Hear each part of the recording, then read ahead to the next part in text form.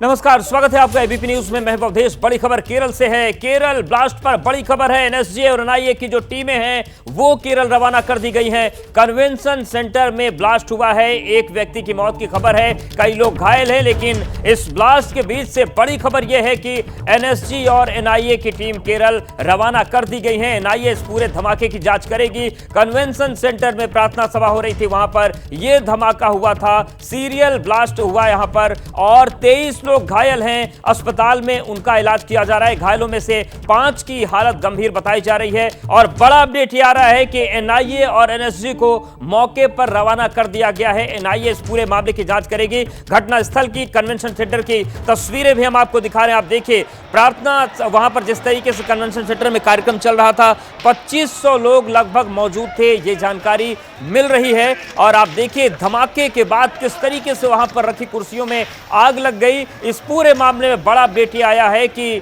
NIA और NSG को मौके के लिए रवाना कर दिया गया है और एनआईए इस पूरे मामले की जांच करेगी। तमाम सवाल इस धमाके को लेकर जुड़े हुए हैं। इन सब के बीच केंद्रीय गृह मंत्री अमित शाह ने केरल के मुख्यमंत्री से फोन पर बातचीत की है। केरल ब्लास्ट पर बड़ी खबर यह आ रही है कि तत्काल प्रभाव से एनएसजी और एनआईए को रवाना कर दिया गया है। कन्वेंशन सेंटर में ब्लास्ट के बाद किस तरीके का अफरा तफरी का माहौल था, वो तस्वीरें भी हम लगातार आपको दिखा रहे हैं एबीपी न्यूज पर। सबसे पहले और एक्सक्लूसिव तस्वीरें आपके सामने। आप देखिए धमाके की इंटेंसिटी इतनी तेज थी कि यहां पर धुआं हो गया पूरा सेंटर। कुर्सियों में आग लग गई और हर तरफ अफरा तफरी का माहौल नजर आया। जानकारी ये मिल रही है कि हॉल में 2000 से ज्यादा लोग मौजूद थे।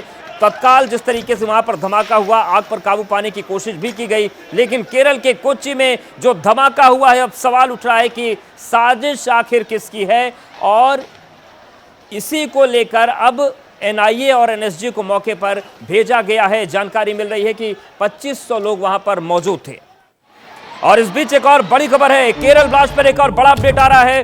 अमित शाह ने केरल के मुख्यमंत्री से बात की है। केंद्रीय गृह मंत्री ने हर संभव मदद का भरोसा दिया है। एनआईए को मौके पर जाने के निर्देश दे दिए गए हैं। तो केंद्र सरकार भी एक्टिव हो गई है इस पूरे मामले को लेकर। केरल में जिस तरीके से कन्वेंशन सेंटर में ब्लास्ट हुआ है, केंद्र सरकार गंभीरता से इसे ले रही है। फौरन एनआईए और एनएसजी को मौके पर भेजा गया है। केंद्रीय गृह मंत्री अमित शाह ने केरल के मुख्यमंत्री से बात की है और हर संभव मदद का भरोसा दिया गया है। तो केरल ब्लास्ट पर एक और बड़ा अपडेट है। बड़ी खबर यह है कि केंद्रीय गृह मंत्री अमित शाह ने केरल के मुख्यमंत्री से बातचीत की है और अमित शाह ने हर संभव मदद का भरोसा दिया है। वरुण जैन हमारे साथ लगातार बने हुए हैं। वरुण, जिस तरीके से ये पूरी तस्वीर हम दर्शकों को दिखा रहे हैं, अभी क्या अपडेट निकलकर सामने आ रहा है केरल के इस ब्लास्ट को लेकर?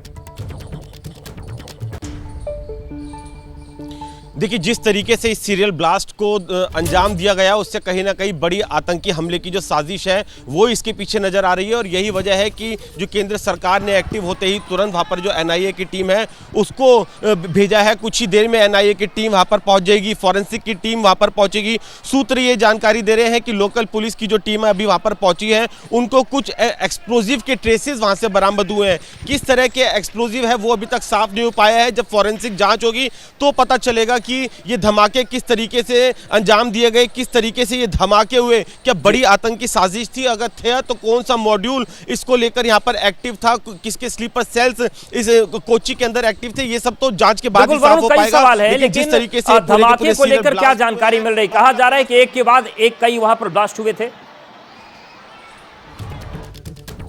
और वरुण आपके पास आएंगे। इस बीच एक और बड़ा अपडेट आ रहा है। हादसे में 35 लोग घायल हैं, तो घायलों की संख्या है वो लगातार बढ़ रही है। और जो घायल 35 है उनमें से 7 की हालत गंभीर बताई जा रही है। तो जैसे जैसे वक्त बढ़ रहा है वैसे वैसे अपडेट्स आ रहे हैं। और जानकारी अब ये मिल रही है कि केरल ब्लास्ट में घायलों की संख्या बढ़ने लगी है, उनकी संख्या बढ़ गई है। पहले हमने आपको बताया था कि लगभग 25 लोग घायल हैं, लेकिन अब जो जानकारी मिल रही है, हादसे में 35 लोग घायल हैं और घायलों में 7 की हालत गंभीर बताई जा रही है। तो केरल ब्लास्ट को लेकर यह बड़ा अपडेट सामने आ रहा है। घायलों की संख्या बढ़ रही। वरुण, जिस तरीके से हम बात कर रहे थे कि एक के बाद एक धमाके हुए, नीरज पांडे भी हमारे साथ जुड़ गए हैं। नीरज, क्या जानकारी मिल रही है? केंद्र सरकार इस मामले में एक्टिव हो गई है।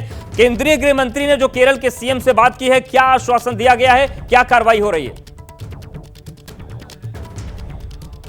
देखिए, केंद्रीय गृह मंत्री अमित शाह एक्शन में हैं। उन्होंने गृह मंत्रालय के अधिकारियों की एक बैठक भी बुलाई है और इस पूरे मसले पर अपडेट लिया है। यही नहीं, केंद्रीय गृह मंत्री ने तुरंत मुख्यमंत्री को फोन किया, उनसे बात की और उनसे पूरी जानकारी ली कि एक्चुअल में क्या हुआ, वहाँ सीरियल ब्लास्ट हुआ तो कितने ब्लास्ट हुए, कौन कौन लोग घायल हैं, घायलों की संख्या कहाँ, किन हॉस्पिटल्स में दाखिल कराया जाए और क्या आपको केंद्र सरकार से चाहिए, क्या सुविधाएं चाहिए, क्या मदद चाहिए। और उसके बाद तुरंत गृह मंत्री ने एनआईए के जो डीजी हैं उनसे बात की, एनएसजी के डीजी से बात की और तुरंत एनएसजी और एनआईए की एक टीम को स्पेशल प्लेन से केरल के लिए रवाना कर दिया गया, कोच्चि के लिए रवाना कर दिया, जो मौके पर जाकर पूरे मसले की जांच भी करेगा और राज्य सरकार के साथ मिलकर, राज्य की फोर्सेस के साथ मिलकर एक प्लान तैयार करेगा कि इस पूरे मसले को तुरंत से तुरंत हल किया जाए, लोगों को मदद है। और ऐसी कहीं और भी तो नहीं घटनाएं हो सकती हैं, इन सब विषयों की भी जांच करने के लिए निर्देश दिया है। तो सुबह से ही, जब से ये घटना सामने आई है, गृह मंत्री अमित शाह ने अधिकारियों के साथ कंटिन्यू बैठक की, बात की और उसके बाद एनएसजी और एनआईए के टीम को रवाना करने के लिए इंश्योर किया। और अभी भी मैं जब आपसे बात कर रहा हूं और हम अपने दर्शकों को ये जानकारी दे रहे हैं, तब उस समय गृह मंत्री अमित शाह इस समय गृह सचिव अजय भल्ला के साथ और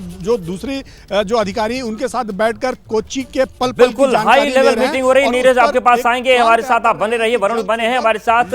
इजराइल और हमास के बीच जंग का 23वां दिन, पिछले 24 घंटे में गाजा पर जबरदस्त बमबारी। नेतन्याहू ने कहा लड़ाई दूसरे दौर में पहुंची।